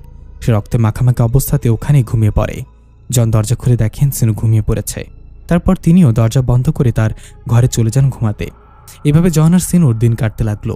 জন এখন পেশাদার মানুষ শিকারীতে পরিণত হয়েছেন, আর সিনু একটা নরখাদক। তিনি দূরের বিভিন্ন বাজার থেকে মানুষ ধরে আনতে লাগলেন। সিনু প্রতিবার আহারের পর 15 দিন করে ঘুমাতো, কিন্তু যখন সে জাগত তখন তার মানুষের মাংসের প্রয়োজন হতো। জন যখন তখন মাংস জোগাড় না দিতে পারলে সে ঘরের সবকিছু তছনছ করে দিত। তখন জন বাধ্য হয়ে মানুষ শিকারে বের হতেন। কখনো তিনি রাস্তায় পেরেক লোহা জাতীয় জিনিস বিছিয়ে রাখতেন যাতে এই দিক দিয়ে গাড়ি গেলে গাড়ির চাকা পাংচার হয় আর তিনি মানুষদেরকে কটেজে নিয়ে যেতে পারেন। কখনো কখনো মানুষকে ফুসলিয়ে ফাসলিয়েও নিয়ে আসতেন। দিনের পথে দিন পথে চলতে থাকে। জন হিসাব করতে থাকেন। সিনু জাগার 15 দিনের মাথায় তিনি মানুষ ধরে ধরে হাজির করা শুরু করলেন। সিনু মাংস পেয়ে ছোট বাচ্চাদের মতো অনেক খুশি হতো। সিনুর এই হাসি মুখটাই জনের বেঁচে থাকার মূল উদ্দেশ্য। তবে জন একটা জিনিস খেয়াল করেছেন, সিনু নরখাদকদের পরিণত হলেও সে কখনো তার পাপাকে একটা আঁচড়ও কাটেনি বা আক্রমণও করেনি। সে তার পাপাকে ভীষণ ভালোবাসে। এমনকি অভুক্ত থাকলেও সে কখনো জনের উপর হামলা করে না। এই জিনিসটা জনকে অভয় দেয় যে সিনুর মধ্যে এইটুকু বোধ বাকি আছে এখনও। এভাবে কেটে যায় আরও 10 বছর। তাদের দিন ভালোই কাটছিল। একদিন যথারীতি জন বেরুলেন মানুষের খোঁজে। বাজারের পর বাজার খুঁজলেন, কিন্তু তেমন কাউকে কবজা করতে পারলেন না। আজ সিনুর ঘুম ভাঙবে, আর আজ মানুষের মাংস না পেলে সে আবারও তছনছ করবে এইসব ভেবে হতাশ হয়ে তিনি আজও বাড়ি ফিরছিলেন। তখন কি মনে করে পকেট থেকে কয়েকটি পেরেক তিনি রাস্তায় ফেলে দিয়ে একটু দূরের একটা গাছের আড়ালে দাঁড়িয়ে রইলেন। বেশ কিছুক্ষণ পর একটা গাড়ির ব্রুম ব্রুম শব্দে হাসি ফুটে উঠল জনের মুখে। সে গাছের আড়ালে লুকিয়ে অপেক্ষার প্রহর গুনতে লাগলো। একটা গাড়ি সাই করে ছুটে গেল, কিন্তু বেশি দূর যেতে পারল না। তার আগে চাকা পাংচার হয়ে গেল। জন পৈশাচিক একটা হাসি দিয়ে গাছের আড়াল থেকে বেরিয়ে গাড়ির দিকে যেতে লাগলেন। এদিকে গাড়িতে ড্রাইভিং সিটে বসে থাকা লোকটা ওহ শিট বলে উঠল। তারই পাশে বসে থাকা কাঁচা হলুদ রঙের শাড়ি পরা মিষ্টি দেখতে একটা মেয়ে হতাশ হয়ে তাকিয়ে আছে তারই দিকে। লোকটা বলল, দেখলে তো ঝিনুক, এই অঘটনটা এখনই ঘটতে হলো। গাড়ির ডিক্কিতে এক্সট্রা টায়ারও নেই, এবার কি করি বলো তো? ঝিনুক রিনরিনে গলায় বলে, এই নির্জন রাস্তায় এখন আমরা কি করব, কিভাবে বাড়ি পৌঁছাবো? তখনই তাদের গাড়িতে উইন্ডোতে নক হলো। লোকটা উইন্ডো নামিয়ে কৌতূহল নিয়ে তাকালো জনের দিকে। জন জিজ্ঞাসা করলো, আপনারা কি কোনো সমস্যায় পড়েছেন? লোকটা বলল, জি হ্যাঁ জনাব, দেখুন তো কি একটা মুসিবতে পড়েছি। এই অসময়ে টায়ারটা পাংচার হয়ে গেল, এখন নতুন টায়ার পাবো কোথায়? জন ইতস্তত করে বলে, এখানে পাবেন না জনাব, এই নির্জন এলাকায় কোনো দোকানপাট নেই, যেতে হবে দূরের বাজারে, সেখানে মেকানিক পাবেন। কিন্তু সন্ধ্যা গড়িয়ে গেছে, এখন হেঁটে অতদূর যেতে পারবেন? সেটাই। তাহলে এখন কি করব বলুন জনাব? ঝিনুক বলে, আশেপাশে কি থাকার মতো কোনো জায়গা পাওয়া যাবে? জনের চোখ চকচক করে, সেইটারই তো অপেক্ষা করছিল। সে বিলম্ব না করে বলে, এখানে আশেপাশে কোনো বাড়ি নেই, তবে আপনারা চাইলে আমার কটেজে আজ রাতটুকু থাকতে পারেন। আমি পাশে একটা কটেজে থাকি। ঝিনুক তার পাশে বসে থাকা লোকটার উদ্দেশ্যে বলে, কি বলো ঋষাব, তাহলে আমরা ওনার কটেজে আজ রাতটুকু থেকে যাই?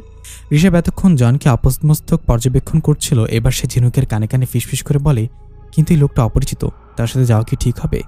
আরে কিছু হবে না, চলো, আমরা তো এমনিতেই ঘুরতে বেরিয়েছিলাম, বাড়ি ফেরার আগে না হয় এই নির্জন জায়গাতে খানিকটা সময় কাটিয়ে যাই।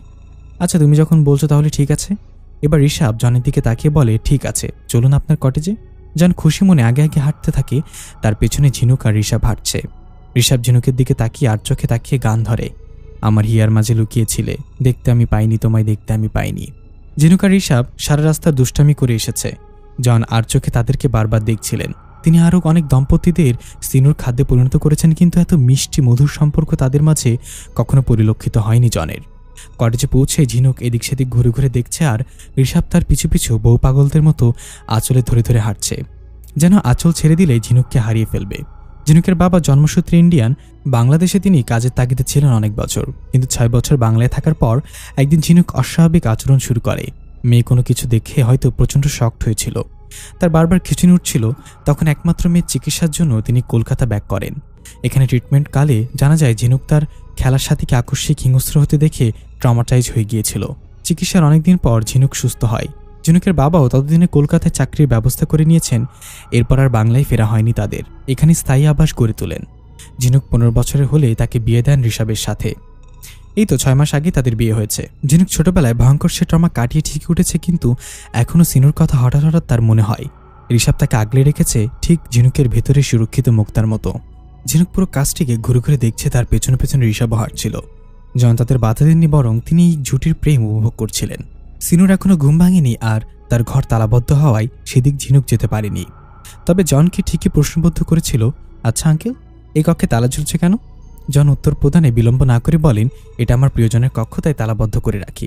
কিন্তু কেন? সে অনেক কথা মা, আপনারা এখন এই পাশের কক্ষে চলুন, এখানে থাকার ব্যবস্থা করছি। ফ্রেশ হয়ে নেবেন, আমি খাবার তৈরি হলেই রাখবো। ঋষাব আর ঝিনুক পাশের ঘরে চলে যায়। যাওয়ার আগে ঝিনুক আর চোখে তালাবদ্ধ কক্ষের দিকে কেমন করে যেন তাকায়। জন তালাবদ্ধ কক্ষের দিকে তাকিয়ে কিচেনে চলে যান রান্না বসাতে। কক্ষে সে ঋষাব ফ্রেশ হতে চলে যায়। ঝিনুক চোখ বুলিয়ে কক্ষটি পর্যবেক্ষণ করছে। এতক্ষণ বেশ আনন্দিত আর খুশি দেখলেও এখন কেমন যেন ঝিনুকের মুখে আধার নেমে এসেছে। তার কাছে এই সুন্দর কটেজটি ভীষণ ভয়ঙ্কর মনে হচ্ছে, কিন্তু কেন তা সে অনুমান করতে পারছে না। ঝিনুক উঠে দাঁড়িয়েছে, সে কক্ষে পায়চারি করতে লাগলো। মন খারাপ হলে সে প্রায় এমন করে, পায়চারি করতে করতে কল্পনায় ডুব দেয়। সে কল্পনায় প্রায়শই শিনু ভাসে। ছোটবেলায় সেই ছোট্ট শিনু ঝিনুকের মুখে হাসি ফোটানোর ব্যস্ত থাকতো যে। ঝিনুক ভাবে ওই দিন সিনুকে ভয় পেয়ে চলে না আসলে হয়তো সিনুর সাথে এখনও তার বন্ধুত্বপূর্ণ সম্পর্ক বজায় থাকতো। ঝিনুক এখন আফসোস করে, ওই দিন সিনু তাকে বাঁচাতে এমন আচরণ করেছিল, কিন্তু সে উল্টো সিনুকেই ভুল বুঝে ভয় পেয়ে চলে গেল। সিনু তার ক্ষতি করার হলে আগেই তো করতে পারত। এমন হাজারো কল্পনা করতে করতে ঝিনুক পায়চারি করতে থাকে। এদিকে পাশের ঘরে সিনু জেগেছে। ঘুম থেকে জাগার পর পাশের কক্ষে পায়চারির শব্দ তার কানে ভাসে। মুখে ভয়ঙ্কর হাসি ফুটে তার।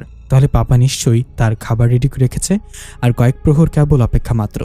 ঋষাব ওয়াশরুম থেকে বেরিয়ে ঝিনুককে পায়চারি করতে দেখে তাকে পেছন থেকে আলতো হাতে জড়িয়ে ধরে। আচমকা ধ্যান ভাঙতে ঝিনুক কেঁপে উঠে বলে, কে? ঋষাব দুষ্টমাখা কণ্ঠে বলে, তোমার প্রাণনাথ। ঝিনুক ঋষাবের কথায় খিলখিল করে হাসে। সে হাসির শব্দ পাশের কক্ষেও পৌঁছায়। সিনু কান খাড়া করে তার হার্টবিট বাড়তে থাকে। এই হাসি তার খুব পরিচিত, খুব প্রিয় এই হাসি। সে উঠে দাঁড়িয়ে দেয়ালে কান পাতে। পাশের কক্ষ থেকে ঋষাব আর ঝিনুকের কথা ভেসে আসছে। সিনু দেয়ালে গন্ধ শুকে তার চোখে জল খেলা করে। বুঝতে দেরি হয় না ঝিনুক তার খেলার সাথী পাশের কক্ষে অবস্থান করছে। সিনু আজ আর ঘুম ভেঙে যাওয়ার পর তাণ্ডব করে না, কিন্তু ছটফট করে ঝিনুকের দর্শন পাওয়ার জন্য ঋষাব আর ঝিনুকের খুনসুটিগুলো চোখ এড়ায় না জনেরও। কিন্তু তারা তার ছেলের আহার, তাই তো কিছু না ভেবে রান্না করা তরকারিতে সেই জড়িবুটিগুলো মিশিয়ে দেন জন। এরপর টেবিলে খাবার সাজিয়ে ডাক দেন, আপনারা খেতে আসুন। খাবার টেবিলে সাজিয়ে নিয়েছি। ঋষাব ঝিনুককে জড়িয়ে ধরে রেখেছিল। আচমকা জনের অস্তিত্ব অনুভব করে ছেড়ে দেয় ঝিনুককে আর বলে, আসছি জনাব। এরপর ঝিনুক আর ঋষাব খাবার টেবিলের দিকে চলে যায়। জন তাদের খাবার পরিবেশন করে দিয়ে বলেন, আপনারা খাবার খান, আমি এক্ষুনি আসছি। এই বলে জন চলে যান কিচেনে। আজ আর সিনুর কক্ষে যাননি, কারণ ঝিনুকের আর চোখে তাকানো তিনি লক্ষ্য করেছেন। তাই কোনো ঝামেলা হবার সুযোগ তিনি দিতে চান না। কিচেনের দরজার ফাঁকে চোখ রেখেছেন ঋষাব আর ঝিনুকের দিকে। কি মিষ্টি দেখতে মেয়েটি, একদম জনের স্ত্রী ক্যাথরিনের মতো মনে হচ্ছে। দুধেয়ালটা গায়ের গরনে টেবিল ল্যাম্পের গোল্ডেটের আভায় যেন অপরূপ লাগছে তাকে। জন চিন্তা করেন ক্যাথরিন বেঁচে থাকলে হয়তো তাদের আরেকটা মেয়ে বাবু হতো, যা দেখতে একদম ঝিনুকের মতোই হতো। এদিকে ঝিনুক আর ঋষাবের খাওয়ার পাশাপাশি খুনসুটি চলছে। ঝিনুক লাজুক স্বভাবের হলেও ঋষাব চটপটে আর মিশুক। তাদের জুটি দেখে মনে হয় এক অপরের জন্যে জন্মেছে দুজন। খাওয়ার শেষ পর্যায়ে জন গিয়ে তাদের সাথে জয়েন হয়। এটাই সে প্রতিবারই করে, কারণ খাবারের জড়িবুটি মেশানো হওয়ায় সেগুলো সে নিজে খায় না। ঋষাব আর ঝিনুকের খাওয়া হয়ে গেলে তার হাত পরিষ্কার করতে কক্ষে চলে যায় ঘুমাতে। জন টেবিলে এখনও বসে আছে, তার দৃষ্টি সিনুর দরজায়। আর কিছুক্ষণ পরে যখন ঝিনুক আর ঋষাব ঘুমিয়ে পড়বে, তখন তিনি সিনুকে মুক্ত করবেন। ঝিনুক আর ঋষাব কক্ষে ঢুকে ফ্রেশ হয়ে বিছানায় বসে গল্প করতে থাকে। তাদের গল্প করা জন টেবিলের সামনে বসে মনোযোগ দিয়ে শুনছিলেন। অন্যদিকে সিনুও কান পেতে এখনও ঝিনুকের রিনরিনে গলার কথা ভাষা শুনছে। তার মনে অস্থিরতা পেয়ে বসেছে, কখন জন দরজা খুলবে আর সে ঝিনুককে দেখতে পাবে। রাত গভীর হলে ঋষাব আর ঝিনুকের চোখ লেগে আসতে থাকে। জড়িবুটির প্রভাবে তারা নিমজ্জিত হয় গভীর ঘুমে। জন এবার টেবিল ছেড়ে সিনুর ঘরের দিকে পা বাড়ান। সিনু নিস্তব্ধ কক্ষ থেকে পাপার পায়ের শব্দ পেয়ে দরজার সামনে এসে দাঁড়িয়ে আছে। সে আর অপেক্ষা করতে পারছে না। যেমন পেটের খিদা বেড়েছে, তেমনই মনের খিদাও বেড়েছে। জন দরজা খুলতেই সিনুকে দেখে চমকে যান। পরক্ষণে নিজেকে সামলে সিনুর দিকে তাকিয়ে হাসি দেন। সিনু পাপাকে মিষ্টি হাসি ব্যাক করে। জন পথ থেকে সরিলে সিনু পাশের কক্ষের দিকে দ্রুত চলে যায়। কক্ষে যেতেই জন বারবারের মতোই দরজা বন্ধ করে দেন। তিনি চলে যান রান্নাঘরে। আজ তার মন ভালো লাগছে না। খুব করে ক্যাথরিনকে মনে পড়ছে। আজ ক্যাথরিন বেঁচে থাকলে হয়তো তাদের জীবনটা অন্যরকম হতো। জন টেবিল গুছিয়ে নিয়ে সোফায় বসে চোখ বুজেন। চোখ বুঝতে তার চোখে ভেসে ওঠে একটা দৃশ্য। চার্চে বিয়ে সম্পন্ন হওয়ার পরে ক্যাথরিন আর জন তাদের অ্যাপার্টমেন্টে চলে যান। ক্যাথরিন খুব চঞ্চল আর দুষ্ট স্বভাবের ছিল, কিন্তু তা সে প্রকাশ করতে খুব কম। নিজেকে সবার মাঝে ইন্ট্রোভার্ট উপস্থাপন করলেও জন দেখতে পেত তার আসল বাদরামো।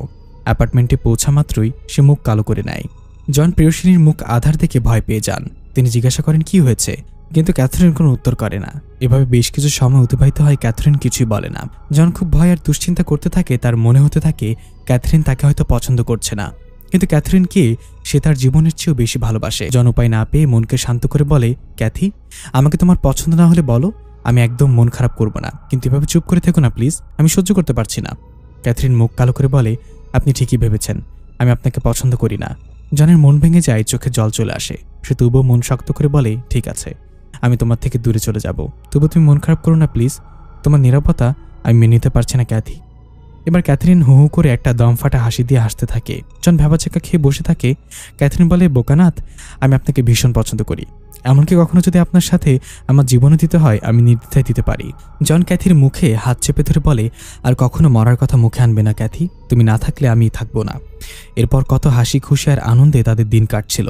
খুনসুটি আর ভালোবাসাপূর্ণ একটা সংসারে যখন সিনুর আগমনী বার্তা মিলল, তখন ক্যাথি আর জন কতই না খুশি ছিল। কিন্তু এখন জন চোখ মেলে তাকান। তার মস্তিষ্কে ভাসতে থাকে ঝিনুক আর ঋষাবের খুনসুটিগুলো। ক্যাথি আর জনেরও এমনই একটা মিষ্টি মধুর সংসার ছিল। জন ঝিনুক আর ঋষাবের মাঝে তাকে আর ক্যাথিকে দেখতে পাচ্ছে, তার চোখজোড়া ভিজে যায়। অপরাধবোধ আর অন্তর্জালায় জর্জরিত হতে থাকে। জন চিন্তা করে নিজের ছেলেকে বাঁচাতে সে কত নিষ্পাপ প্রাণের বলি দিয়েছে। একটি প্রাণ বাঁচাতে এত এত প্রাণ কেড়ে নিয়েছে। না, এখন আর এসব চলবে না। নিজের ছেলেকে বাঁচাতে আমি আর নিষ্পাপ কোনো প্রাণের বলি দিব না। কিন্তু কি করব আমি? কি করে এসব বন্ধ করব? কি উপায়? জন আওয়াজ করে কান্না করে। তার খুব বেশি মনে পড়ছে ক্যাথিকে। আজ ক্যাথি থাকলে তার জন্য সিদ্ধান্ত নিতে সুবিধা হতো। অনেকক্ষণ পর জন সিদ্ধান্ত নেয় সে তার প্রিয় পুত্র সিনুকে হত্যা করে এইসবের সবকিছু সমাপ্তি ঘটাবে। তার আগে সে চলে যায় তার ঘরে। সেখানে গিয়ে সিনুর স্ক্র্যাচবুকের একটা খালি পৃষ্ঠা ছিঁড়ে সে লিখতে বসে। অন্যদিকে সিনু হাঁটু গেড়ে বসে আছে ঝিনুকের সামনে। কি নিষ্পাপ মুখশ্রী মেয়েটার, নিঃশ্বাসও যেন গুনে গুনে ফেলছে। সিনু ডুব দেয় অতীতে।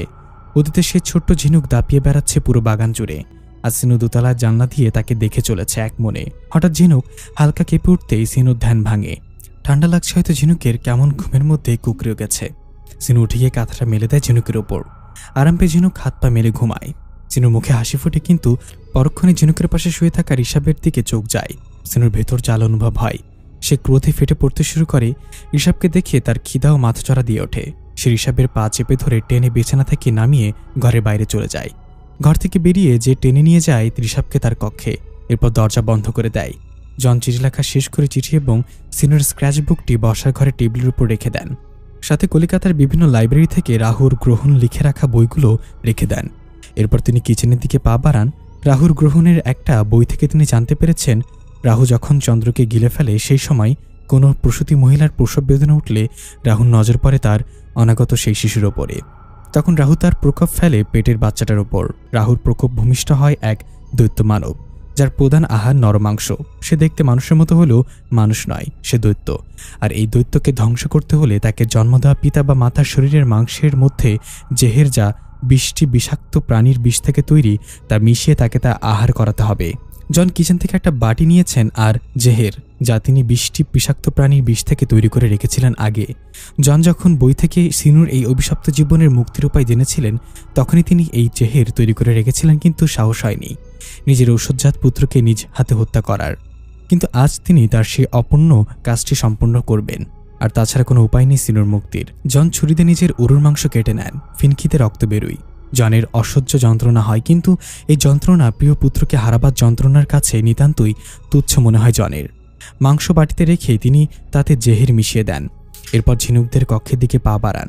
ধীরে ধীরে দরজা খুলে যখন তিনি প্রবেশ করেন, তখন দেখতে পান খাটে ঝিনুক একাই ঘুমাচ্ছে। না, এখানে সিনু আছেন আর ঋষাব। জনের ভয় ধরে যায়। তিনি কি বেশি দেরি করে ফেললেন? তিনি হাতের বাটি নিয়ে তৎক্ষণাৎ ছুট লাগালেন সিনুর কক্ষে। দরজা ভেজানো ছিল। তিনি ধাক্কা দিয়ে ভেতর প্রবেশ করতে ভয় কেঁপে ওঠেন। সিনু রক্তমাখা মুখে হাড় চিবিয়ে খাচ্ছে। তার সামনে ঋষাবের জামাকাপড় আর হাড়গোড়ের স্তূপ। জনের ভেতর অনুশোচনা হতে লাগলো, তবু মনকে স্থির করে তিনি বাটি হাতে সিনুর দিকে এগিয়ে গেলেন। পাপাকে এই সময় আসতে দেখে সিনু একটু অবাক হলো। পাপা তো তার আহার শেষ হলে তবেই আসে, তাহলে আজ ভোজের সময় কেন আসলো? সে কৌতূহল চোখে জনের দিকে তাকিয়ে আছে। মুখের ঋষাবের পাঁজরের হাড্ডি এখনো। জন গিয়ে সিনুর সামনে বসে পড়েন।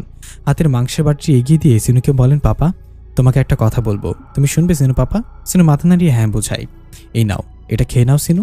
জনের কণ্ঠস্বর ভেজা শোনায়। হাত কেঁপে তবুও তিনি মস্তিষ্ক স্থির রাখার চেষ্টা করেন। সিনু ইশারে বোঝায়, এটা কি পাপা? এটা হলো অভিশপ্ত জীবনের মুক্তির ওষুধ। পাপা নিজ হাতে তোমার জন্য তৈরি করেছি, খেয়ে না পাপা। সিনু মিষ্টি করে হেসে জনের হাত থেকে বাটি নিয়ে মাংসটা খেতে থাকে। জনের কলিজা ছিঁড়ে যায়। হাত নিষ্পিস করে ইচ্ছা হয় বাটি সমেত মাংস ছুঁড়ে ফেলে দিতে, কিন্তু নিজেকে তিনি আটকান। চোখ বেয়ে তার গরম জল গড়িয়ে পড়তে থাকে অনবরত। সিনু মাংস তৃপ্তি করে খেয়ে ঢেকুর তুলে। এরপর জনের দিকে তাকে মিষ্টি হাসি দেয়, কিন্তু তিনি হাসি তার দীর্ঘস্থায়ী হয় না। হাসির রেখা ঠোঁটে অক্ষত থাকা অবস্থায় তার বুকে প্রচণ্ড ব্যথা ওঠে। বুক থেকে ধীরে ধীরে ব্যথা সর্বাঙ্গে ছড়িয়ে পড়ে মুহূর্তেই। সিনু বসা থেকে মেঝেতে ধপ করে বসে গিয়ে গলা কাটা মুরগির মতো ছটফট করতে থাকে। জনা নিজেকে ধরে রাখতে পারে না, হাওমাও করে কাঁদতে শুরু করেন। সিনুকে আষ্টে পিষ্টে জড়িয়ে ধরে চিৎকার করে বলে, সিনু পাপা, তোর কিচ্ছু হবে না, আমি তোকে বাঁচিয়ে নিব। গড, এটা আমি কি করলাম? আমাকে ক্ষমা করো, বলে জন চিৎকার করে কান্নায় ভেঙে পড়ল। এদিকে সিনু ছটফট করতে করতে নাকে মুখে ফেনা উঠে গেছে।